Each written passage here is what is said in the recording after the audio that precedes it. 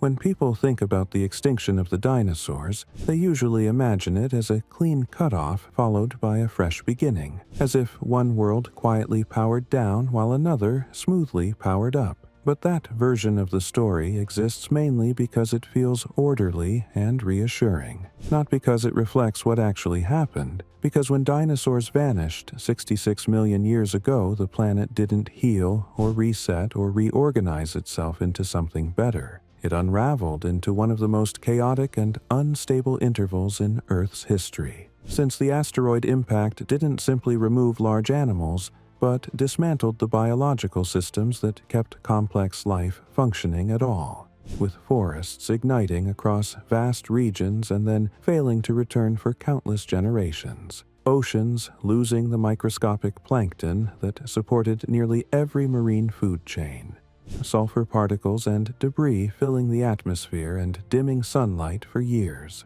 temperatures crashing into severe cold before rebounding violently into extreme heat, and photosynthesis slowing so dramatically that the planet effectively stopped producing enough energy to sustain itself, which meant extinction wasn't a single catastrophic moment frozen in time, but a prolonged chain reaction that unfolded over thousands of years, beginning with plants, followed by herbivores, and finally predators, leaving behind a world that wasn't empty but profoundly damaged, unnervingly silent, and hostile to large, specialized life. And within this ruined landscape, survival was no longer about size or strength or dominance, but about flexibility, patience, and the ability to endure long stretches of scarcity, which explains why the animals that survived were not the giants people remember, but small, adaptable creatures capable of hiding underground, eating almost anything,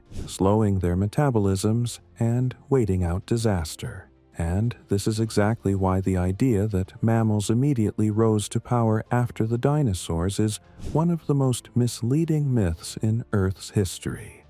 Because for millions of years, mammals remained small, fragile, and constantly under threat,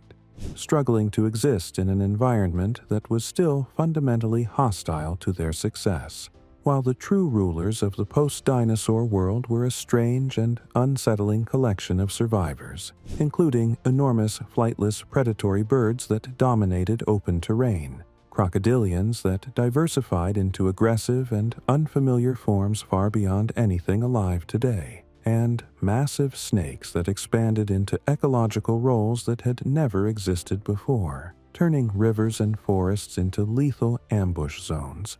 And throughout this extended period of instability, evolution itself appeared to enter a kind of crisis, because without stable ecosystems, natural selection began producing extreme and short-lived body plans at an accelerated pace, giving rise to mammals that grew large too quickly and collapsed under their own inefficiency. Predators equipped with crushing jaws but structurally weak bodies, herbivores with distorted skulls and bizarre dental arrangements that vanished without descendants, and entire evolutionary lineages that appear briefly in the fossil record only to disappear again,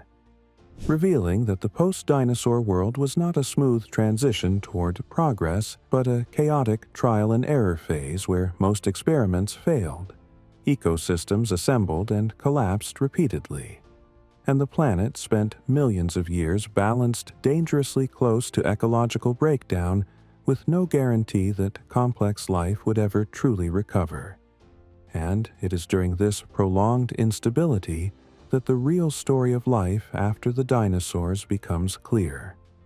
Not as a triumphant rise of mammals, but as a fragile and desperate struggle against planetary chaos where survival depended less on innovation and more on simply avoiding elimination by the next environmental shock. And just as the Earth seemed to be inching toward something resembling stability, just as fragile but functional food webs began to reemerge, the planet was pushed frighteningly close to collapse once again, because around 56 million years ago, Earth experienced a sudden and extreme climate event that unfolded so rapidly in geological terms that life barely had time to respond. Global temperatures spiked sharply, polar regions warmed, oceans absorbed massive amounts of carbon and became increasingly acidic, and habitats shifted faster than animals could migrate or adapt, triggering widespread extinctions, especially in marine ecosystems, where entire groups collapsed almost instantly. While on land, many of the mammals that had only recently survived the post-dinosaur chaos were wiped out yet again, proving that even after millions of years of recovery, the planet remained balanced on a razor's edge, and that if this warming event had lasted slightly longer, intensified just a bit more, or overlapped with additional stressors, the mammal-dominated world would never have formed, meaning modern ecosystems and humanity itself were never guaranteed, but instead depended on an extraordinary chain of near-miraculous survivals stacked one on top of another.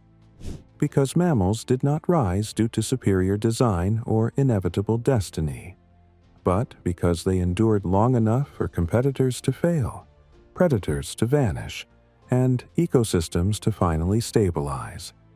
And even then, this rise was slow, uneven, and constantly threatened by extinction. As mammals cautiously expanded into ecological roles once held by dinosaurs, not by conquering them, but by inheriting a world where the rules had changed and the giants were gone. Yet this inheritance came at a cost, because the early mammal world was shaped by instability, unpredictability, and relentless evolutionary pressure, where dominance was temporary,